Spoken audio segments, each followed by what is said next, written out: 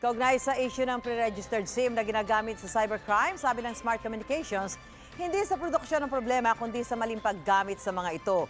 Tugon niya ng kumpanya sa pahayag ng NBI na masasawata umano ang pagbebenta ng pre-registered SIM na nagagamit sa online scams kung makokontrol ang production at manufacturing ng mga SIM.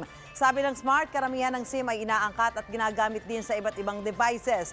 Dapat daw pagtuunan ng pansin ang buong cyber scam system at hindi lang ang ilang bahagi nito.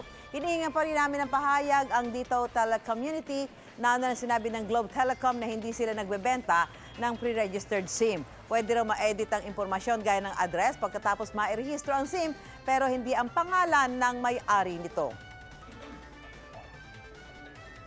Mauna ka sa mga balita, bisitahin at mag-subscribe sa GMA Integrated News sa YouTube. Sa mga kapuso abroad, samahan nyo kami sa GMA Pinoy TV at sa www.gmanews.tv.